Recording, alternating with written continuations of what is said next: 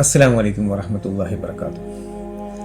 ഞാനിങ്ങനെ ഈ ഒരു ലൈവിൽ വരാനുള്ള കാരണം, പൊന്നൊരുക്കുന്നിടത്ത് പൂച്ചയ്ക്ക് എന്താണ് കാര്യം എന്ന് പൊതുവെ ചോദിക്കാറുണ്ട്. സത്യമാണ്, പൊന്നൊരുക്കുന്നിടത്ത് പൂച്ചക്കൊരു കാര്യമില്ല. പക്ഷേ പൊന്നൊരുക്കുന്നിടത്ത് പൂച്ച ഇങ്ങനെ ഇരിക്കും, എന്താണ് അതിങ്ങനെ നോക്കി കാണും എന്ന് പറഞ്ഞതുപോലെയാണ് വിഷയം. ഞാനിന്ന് ചർച്ച ചെയ്യാൻ ഉദ്ദേശിക്കുന്ന വിഷയം, അതായത് കേരളത്തിൽ വിളക്ക് കൊളുത്തൽ വിവാദം പണ്ടും ഉണ്ടായിട്ടുണ്ട്. ഇപ്പോഴും ആ ഒരു വിവാദം ചെറിയ തോണിൽ സോഷ്യൽ മീഡിയയിൽ ഇങ്ങനെ നടന്നുകൊണ്ടിരിക്കുന്നുണ്ട്. അതായത് നമുക്കറിയാം, പേരാമ്പ്രയിൽ വിജയിച്ച മുസ്ലിം ലീഗിലെ ഏക വനിതാ MLA, മുസ്ലിം ലീഗിൻ്റെ ചരിത്രത്തിലെ ഏക വനിതാ MLA. തീർച്ചയായും ഈ വനിതാ MLA അവിടെ പരാജയപ്പെടുത്തിയത് അധികായകനായ ഇടതുപക്ഷത്തിൻ്റെ സ്ഥാനാർത്ഥിയായിരുന്നു. പക്ഷേ ജനസ്വാധീനവും ആ ഒരു കഴിവൊക്കെ ആ സഹോദരി കാണിച്ചതിൻ്റെ പേരിൽ ജനങ്ങൾ പേരാമ്പ്രയിൽ വോട്ട് ചെയ്തു. ആ നിലയിൽ അവർ വിജയിക്കുകയും ചെയ്തു. പക്ഷേ ഫാത്തിമ തഹ്ലിയെ സംബന്ധിച്ചിടത്തോളം പല വിഷയങ്ങളിലും വ്യക്തമായ കാഴ്ചപ്പാടുകളും ധാരണയൊക്കെയുള്ള ഒരു സഹോദരിയാണ്.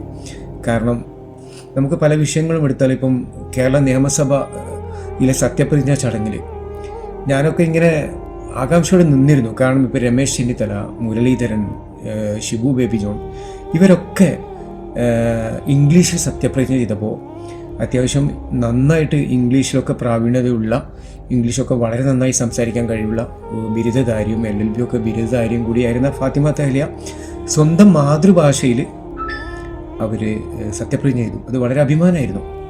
അങ്ങനെ ഒരുപാട് പ്ലസ് പോയിന്റുകൾ ആ സഹോദരി കാണാനുണ്ട്. ഇപ്പോൾ ഇവിടെ ഇങ്ങനെ ഒരു ചർച്ച ചെയ്യാനുള്ള കാരണം, ഈ നിലവിളക്ക് വിവാദത്തിൽ പൊതുവെ നമ്മളൊരു ചിന്തിക്കേണ്ട ഒരു കാര്യം, നമ്മൾ മതവിശ്വാസത്തിൻ്റെ കാര്യങ്ങൾ, മതത്തിലെ ആചാരാനുഷ്ഠാനങ്ങൾ മതപണ്ഡിതന്മാർ മാത്രമാണ് അഭിപ്രായ പ്രകടനം നടത്താൻ പറ്റും. നമുക്കതിൽ അഭിപ്രായ പ്രകടനം നടത്താനുള്ള ഒരു റൈറ്റ്സും നമുക്കില്ല. പക്ഷേ നമുക്ക് ഒരു നോർമലി ചില അഭിപ്രായ പ്രകടനങ്ങൾ നടത്താം. ഇപ്പം ഞാനിപ്പോൾ നിങ്ങളോട് ഷെയർ ചെയ്യാൻ പോകുന്ന ഈ അഭിപ്രായ പ്രകടനങ്ങൾ നിങ്ങളിലുള്ള പലവർക്കും ഈ അഭിപ്രായ പ്രകടനങ്ങൾ തന്നെ ഉണ്ടായിരിക്കും. പക്ഷേ നിങ്ങളത് പുറത്തു പറയില്ല. കാരണം എന്തെന്നാൽ, നിങ്ങൾ ചിലപ്പോൾ മതപരമായ വിഭാഗങ്ങളിൽ നിന്ന് അത് വളരെയധികം നിങ്ങളെ വിമർശിക്കുന്ന വിധത്തിലോ അല്ലെങ്കിൽ നിങ്ങളെ ഒറ്റപ്പെടുന്ന വിധത്തിലോ ഒക്കെ ആയിപ്പോകുന്നതുകൊണ്ട് നിങ്ങൾക്കും ഈ അഭിപ്രായങ്ങൾ ഉണ്ടാവുമെന്ന് എനിക്ക് നന്നായിട്ട് അറിയാം. ഇവിടെ ഒരു വിഷയം എന്തെന്നാൽ, നമ്മൾ ഒരു മതവിശ്വാസത്തിൻ്റെ ആചാരാനുഷ്ഠാനങ്ങളെ നമ്മൾ ഒരു മതാചാരാനുഷ്ഠാനത്തിൽ കണ്ടാൽ മാത്രമേ നമ്മൾ ആ മതത്തിൻ്റെ അനുയായികളായി പോകുന്നു. കാരണം ഉദാഹരണം പറഞ്ഞാൽ, ഖുർആനിൽ തന്നെ പറയുന്നത്, നമ്മൾ ഏതൊരു മതത്തിൻ്റെ ആചാരങ്ങളെ കൊണ്ടുവന്നാൽ നമ്മൾ ആ മതത്തിൽ പെട്ടവനായി മാറി. എന്തായാലും ഒരു ഉദാഹരണം ഞാൻ പറയാം. ഇപ്പോൾ ഓണാഘോഷത്തിൻ്റെ ഒരു റാലി നടക്കുമ്പോൾ നമ്മൾ ആ റാലിയിൽ പങ്കെടുത്തത് ഒരിക്കലും നമ്മൾ അത് മതവിശ്വാസത്തിൻ്റെ ഭാഗമല്ല. അത് കാരണം അതൊരു മത സൗഹാർദ്ദത്തിൻ്റെ ഭാഗമാണ്. ഇനി അതുപോലെ തന്നെ നമുക്കറിയാം, ഇപ്പം കണ്ണൂരൊക്കെ ഈ നബിദിന ഘോഷയാത്രയിലൊക്കെ നമുക്കറിയാം, കടന്നപ്പള്ളി, എനിക്ക് ഓർമ്മയുണ്ട്, ഞാനൊക്കെ നബിദിന ഘോഷയാത്ര നടത്തുമ്പോൾ കടന്നപ്പള്ളി രാമചന്ദ്രൻ മന്ത്രിയായിരിക്കുന്ന സമയത്ത് പോലും ആ വാഹനം നിർത്തി ഞങ്ങളെ റാലിയിൽ ഞങ്ങൾ മൗലൂദൊക്കെ ഓതിയിട്ടാണ് ഈ ജാഥ പോവുക. ആ ജാഥയിൽ ഈ കടന്നപ്പള്ളിയൊക്കെ ഉണ്ടാവും. അതൊരു മതസൗഹാർദ്ദത്തിൻ്റെ ഭാഗമായിട്ടാണ്. എന്തിനധികം നമുക്കറിയാം, കണ്ണൂരിൽ ഒരിക്കലും നടന്ന ഒരു പൗരത്വത്തിൻ്റെ ഒരു പ്രശ്നമായിട്ട് നടന്ന ഒരു മീറ്റിങ്ങിൽ അന്ന് എനിക്കറിയാം സ്വാമി അഗ്നിവേശ് വന്നിരുന്നു. അഗ്നിവേശ് വന്നപ്പോൾ അവിടെ VK അബ്ദുൽ ഖാദർ മൗലവി, അന്നത്തെ ജില്ലാ മുസ്ലിം ലീഗിൻ്റെ സംസ്ഥാന വൈസ് പ്രസിഡന്റ് കൂടിയായിരുന്ന VK അബ്ദുൽ ഖാദർ മൗലവി അന്ന് സ്റ്റേജിലുണ്ടായിരുന്നു. അപ്പോൾ ഇങ്ങനെ സംസാരിച്ചുകൊണ്ട് നിൽക്കുമ്പോൾ ഈ മതപരമായ കാര്യങ്ങളെ കുറിച്ചിട്ടായിരുന്നു സ്വാമി അഗ്നിവേശ് സംസാരിച്ചത്. അപ്പോൾ പറഞ്ഞു വന്നതെന്ന് പറഞ്ഞാൽ, അപ്പോൾ പറഞ്ഞിങ്ങനെ പ്രസംഗം ഇങ്ങനെ നടത്തിക്കൊണ്ടിരിക്കുമ്പോൾ അഗ്നിവേശ് അദ്ദേഹത്തിൻ്റെ തലപ്പാവ്, ആ കാവ്യവസ്ത്രത്തിലുള്ള ആ ഒരു തലപ്പാവ് എടുത്ത് മൗലവിക്ക് ഇട്ടുകൊടുത്തു. മൗലവിൻ്റെ തൊപ്പി അഗ്നിവേശ് ഇട്ടു. എന്നിട്ട് പറയുക, ഇതൊക്കെ ഇങ്ങനെ അങ്ങോട്ടും ഇങ്ങോട്ടും ചെയ്തെന്ന് വിചാരിച്ചിട്ട് നമ്മളാരും, ഞാൻ മുസൽമാനുമായിട്ടില്ല, മൗലവിയാണെങ്കിൽ ഹിന്ദു ആയിട്ടില്ല. ഇതൊക്കെ നമ്മുടെ ഹൃദയത്തിൻ്റെ അടിത്തട്ടിലാണ് അള്ളാഹും ഈശ്വരനും ഒക്കെ കുടികൊള്ളുന്നത്. ഞാൻ പറഞ്ഞു വന്നത്, ഈ നിലവിളക്കിൻ്റെ വിവാദം ഇത്ര ആളിക്കെത്തുമ്പോൾ നിലവിളക്കിനെ നമ്മളൊരു മതാചാരത്തിൻ്റെ ഭാഗമായിട്ട് നമ്മൾ കൊണ്ടുവരികയാണെങ്കിൽ, അല്ലെങ്കിൽ ഒരു അമ്പലത്തിൽ കയറി നിലവിളക്ക് കൊളുത്തുകയാണെങ്കിൽ നമുക്ക് ആ മതത്തിൻ്റെ ഭാഗമായിട്ട് നിന്നുകൊണ്ട് നമ്മുടെ ആചാരത്തിൽ നിന്നും നമ്മൾ ആ ഹദീസുകളിൽ നിന്നൊക്കെ വ്യതിചലിച്ചെന്ന് പറയാം. പക്ഷെ നമ്മളതൊരു പ്രകാശം, അതായത് ജ്യോതി, ഇരുട്ടിൽ നിന്നൊരു വെളിച്ചം എന്നുള്ള നിലയിൽ നമ്മൾ നിലവിളക്ക് കത്തിക്കുന്നുണ്ടെങ്കിൽ അതിനെ പിന്നെ നമ്മൾ ഒരു മതത്തിൻ്റെ കോണിൽ നിന്നിട്ട് ഒരുപാട് വിമർശനങ്ങൾ നടത്തുന്നു. ഈ വിമർശനം പ്രഭാഷണങ്ങൾ നടത്തുന്നവർ ഒരു കാര്യം കൂടി മനസ്സിലാക്കിയെന്നായിരിക്കും. കാരണം സമസ്ത കേരള ജമിയത്തുൽ ഉലമയും അതുപോലെ തന്നെ മുജാഹിദുൽ ഒരു വിഭാഗത്തിലെ പണ്ഡിതന്മാരൊക്കെ ഇതിനോട് അഭിപ്രായ പ്രകടനം നടത്തിയിട്ടുണ്ട്. പക്ഷെ നമുക്കറിയാം സമസ്ത കേരള ജമിയത്തുൽ ഉലമയിൽ തന്നെ നമുക്ക് വലിയൊരു കാര്യം നടന്നിരുന്നു. കാരണം പിന്നെ ആ ഷെഹ്റെ മുബാറക്കിനെ കുറിച്ച് എത്ര അധിക്ഷേപിച്ചിട്ടാണ്, വ്യാജമുടി, എത്ര ക്ലാസ്സുകൾ, എത്ര സിംബോസിയങ്ങൾ, കള്ളമുടിയാണ്, ആ മുടി വെള്ളം കൊടുത്തിട്ട് ഇങ്ങനെ ജനങ്ങളെ പറ്റിക്കുന്നു. ഇതൊക്കെ നമ്മുടെ കേരളത്തിൽ നടന്നിട്ടുള്ള കാര്യം നമ്മൾ മറക്കണം.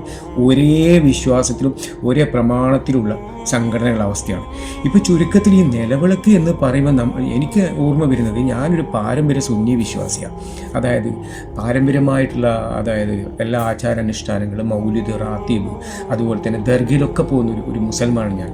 എന്നെ സംബന്ധിച്ചിടത്തോളം ഞാൻ കണ്ണൂർ തെക്കി ബസാറിലുള്ള ഒരു മഖാനിയുണ്ട്, അതായത് ഷഹദുൽ ഹറമൈൻ റളിയല്ലാഹു അൻഹുവിൻ്റെ ഖബറിടം. ആ ഖബറിടത്തിലേക്ക് ഞാൻ പോകുന്ന സമയത്ത് അവിടെ പുറത്ത് ഖബറിൻ്റെ അടുത്ത് അവിടെ ഞങ്ങൾ ചെറുപ്പത്തിൽ തന്നെ എൻ്റെ ഉമ്മയൊക്കെ കൂടെ പോകുന്ന സമയത്ത് തന്നെ ചെറിയ വിളക്കുകളുണ്ട്. അവിടുന്ന് വിളക്കും അങ്ങ് അവിടെ കത്തിക്കും. ഒരു മതത്തിൽ നിന്ന് നമ്മൾ കടന്നെടുത്തതൊന്നല്ല. അതുപോലെ തന്നെ എത്രയോ ദർഗകൾക്കുള്ളിൽ നിലവിളക്ക് കാണാറുണ്ട്, ആ നിലവിളക്ക് കത്തിക്കാറുണ്ട്. അപ്പോൾ ചിലപ്പോൾ ചോദിക്കാറുണ്ട്, ഈ നിലവിളക്ക് വൈദ്യുതി ഇല്ലാത്തത് കൊണ്ട് അങ്ങനെ വെച്ചത്, അങ്ങനെ നമുക്ക് പരിപാടിക്കാം. ഞാൻ ഈ മക്കാനിയിൽ ഇങ്ങനെ ഈ വിളക്ക് കത്തിക്കുന്ന കാര്യത്തെക്കുറിച്ച് പറഞ്ഞപ്പോൾ ഒരു പണ്ഡിതൻ എന്നോട് പറഞ്ഞു, ഇല്ല അതിപ്പം ഇവിടെ കറണ്ട് പോയി കഴിഞ്ഞാലും അവിടെ വരുന്നവർക്കൊക്കെ ഈ നിലവിളക്ക് പ്രകാശമായി വരുമല്ലോ. ഓക്കെ, എന്നാൽ കരണ്ടുകളുള്ള സ്ഥലത്തും നിലവിളക്കുകളില്ലേ? എത്ര ജാറങ്ങളിൽ നിലവിളക്കുകളുണ്ട്. അങ്ങനെ അതൊരു ഹിന്ദു ആചാരത്തിൽ നിന്ന് വന്നതാണെങ്കിൽ നമ്മളത് ആ വിശ്വാസത്തിൻ്റെ ഭാഗമായിട്ടാണോ അവിടെ നിലവിളക്ക് വെക്കുന്നത്? പാരമ്പര്യമായി എൻ്റെ ഒക്കെ പഴയ തറവാട്ടിലൊക്കെ നിലവിളക്കുണ്ട്. ഞങ്ങളൊക്കെ ചെറുപ്പകാലങ്ങളിൽ വൈദ്യുതി ഇല്ലാത്ത സമയത്ത് വീട്ടിൽ വിളക്കായിരുന്നു. പോരാതെ വിളക്കിനെന്ന് പറഞ്ഞാൽ ഇപ്പോഴല്ലേ നമുക്ക് വിളക്കുകൾ കുറച്ച് കുറഞ്ഞു വന്നത്. മുമ്പൊക്കെ പള്ളികളിലൊക്കെ വിളക്കിന് വലിയ പ്രാധാന്യമാണ്. ആ ഒരു ലൈറ്റ്സാണ് ഏറ്റവും കൂടുതലുണ്ടാവുക, പല തരത്തിലുള്ള ലൈറ്റുകൾ. അപ്പോൾ ഇതിനെ നമ്മൾ വക്രീകരിച്ച് കാണേണ്ട ഒരാവശ്യമില്ല. അവരും തീർച്ചയായും ഫാത്തിമ തഹ്ലിയ എന്ന സഹോദരിയോട് എനിക്ക് വളരെയധികം സ്നേഹത്തോടു കൂടി പറയാനുള്ളത്, അവർ ഒരു സ്റ്റേറ്റ്മെൻറ്റ് ഇറക്കാൻ നല്ലതാണ്. ഞാനൊരു ഹൈന്ദവ ഭക്തിയിലല്ല ചെയ്തതല്ല, ഞാനൊരു ഇരുട്ടിൽ നിന്നൊരു പ്രകാശം, ഉദ്ഘാടനം അതിൻ്റെ നമ്മൾ അതങ്ങനെ ഒന്ന് ഉപയോഗിക്കുന്നു. കാരണം ഒരു ഇരുട്ടിൽ നിന്നൊരു പ്രകാശം, അല്ലാണ്ട് ഒരു മതവിശ്വാസത്തെയോ നമ്മൾ ഉൾപ്പെടുത്തിയോ ആചാരങ്ങളെ അനുഷ്ഠിച്ചോ അല്ലെങ്കിൽ ആചാരങ്ങളെ നമ്മൾ കൊണ്ടുവന്നിട്ടോ ഒന്നും ചെയ്യുന്നില്ല. ഈ ഒരു നിലയിൽ നമ്മൾ ചിന്തിച്ചു കഴിഞ്ഞാൽ നമ്മൾക്ക് ഇവിടെ പ്രശ്നമില്ല. കാരണം അതിന് വളരെ സിമ്പിളായിട്ടുള്ള ഒരു ഉദാഹരണം പറയാം. നമ്മളിപ്പം ഈ കൈകളിങ്ങനെ കൂപ്പുക എന്ന് പറഞ്ഞാൽ ഈ ഹൈന്ദവ മതവിശ്വാസപ്രകാരം ആരാധനയുടെ ഭാഗമാണ്. അവർ പൂജ ചെയ്യുമ്പോൾ കൈ ഇങ്ങനെ കൂപ്പി വെക്കും ദേവിയുടെ മുമ്പിൽ, ക്ഷേത്രത്തിൻ്റെ മുമ്പിൽ കൈ. എന്നാൽ അതേ ഭാരതീയ സംസ്കാരത്തിൻ്റെ ഭാഗമാണ് ഒരാൾ നമ്മളെടുത്ത് വന്ന് അസ്സലാമു അലൈക്കും എന്ന് പറയുന്ന പോലെ നമസ്കാരം എന്ന് പറയുമ്പോൾ നമ്മളെ കൈകൾ കൊത്തി നമസ്കാരം എന്ന് പറയുമ്പോൾ നമ്മൾക്കത് മതപരമായ ഒരു ആശയത്തോട് ഒരു അനുകൂലമുള്ളവരോ അല്ലെങ്കിൽ നമ്മൾ ഹൈന്ദവ മതവിശ്വാസം ഒന്നും ആവുന്നില്ല. ഉദാഹരണം, ഒരാളെ പേര് ഈശ്വരൻ എന്നാണ് ഒരാളെ പേര്. അപ്പം ഞാൻ അയാളെ ഈശ്വരൻ ഇങ്ങോട്ട് വാന്ന് വിളിക്കുമ്പോൾ വേറെ ആൾ വന്നിട്ട് എന്നോട് പറയാം നിങ്ങൾ ദൈവമേ എന്നല്ല അയാൾ വിളിച്ചത്. ഇത്തരം വക്രീകരിച്ച്, കാരണം നമുക്കിത് അറിയാത്ത കൊണ്ടല്ലേ. ഇപ്പം എൻ്റെ ഈ ഒരു അഭിപ്രായം തന്നെ ഒരുപാട് ആൾക്കാർക്ക് കേരളത്തിലുണ്ടാവുന്ന എനിക്കറിയാം ഈ നിലവിളക്കിൻ്റെ കാര്യത്തിൽ. പക്ഷെ അത് നമുക്ക് വ്യക്തമായിട്ട് നമുക്ക് പറയാൻ പറ്റുന്നില്ല, കാരണം നമ്മുടെ ഭയമാണ്. അതുകൊണ്ട് തന്നെ നിങ്ങളാരും ഈ സഹോദരിയെ ക്രൂശിക്കരുത്. കാരണം അവർക്ക് തീർച്ചയായും അവർക്ക് വ്യക്തമായൊരു നിലപാടുണ്ടാവും. അവരൊരു മതത്തിൻ്റെ ഭാഗമായി നിന്നുകൊണ്ട് ഒരു മതത്തോട് ചേർന്ന് നിന്നിട്ട് ഒന്നും ചെയ്തതല്ല എന്നുള്ളത് എല്ലാവർക്കും അറിയുന്ന കാര്യമാണ്. പിന്നെ ചില വ്യക്തികൾ ചില കാര്യങ്ങളിൽ കണിശമായിക്കൊണ്ട് ഒന്നും ചെയ്യാത്തവരുണ്ട്. ഇപ്പോൾ ഉദാഹരണം, ഇപ്പോൾ റിബൺ മുറിക്കുക. ഇസ്ലാമിൽ എവിടെ റിബൺ മുറിക്കൽ? സാബത്ത് റിബൺ മുറിച്ചിട്ടാണോ ഉദ്ഘാടനം ചെയ്ത്? അങ്ങനെ ഏതെങ്കിലും ഒരു ഹദീസ് നമുക്ക് കാണിക്കാൻ പറ്റും? റിബൺ മുറിച്ച് ഉദ്ഘാടനം ചെയ്തു. പക്ഷേ എല്ലാവരും റിബൺ മുറിക്കുന്നുണ്ട്, കത്രിക കൊണ്ടും നാട മുറിക്കുന്നുണ്ട്. അപ്പം അതെന്താണ്?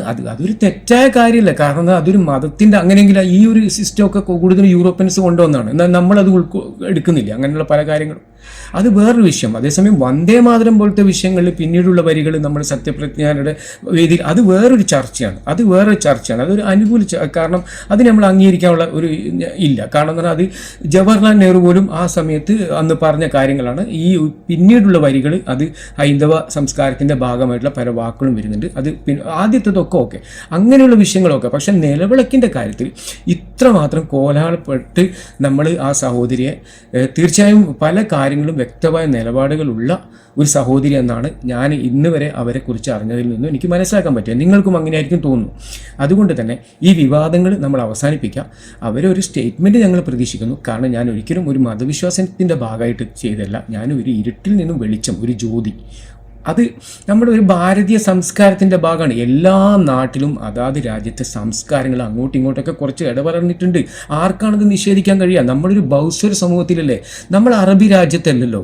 ഇപ്പം നമുക്കൊരു ഉദാഹരണം പറയാം. നമ്മളിപ്പോൾ എൻ്റെയൊക്കെ കുട്ടിക്കാലത്ത് ഞങ്ങൾക്ക് ഉമ്മാമ്മമാർ പർദ്ദ എന്ന് പറഞ്ഞ സംഭവമേ അറിയില്ല. പർദ്ദ എന്താ? അവർ പക്ഷേ വസ്ത്രം കൈ ഫുൾ മറയും. അവരവരുടേതായ കേരളീയ വസ്ത്രം അവരെടുത്തുണ്ടാവും.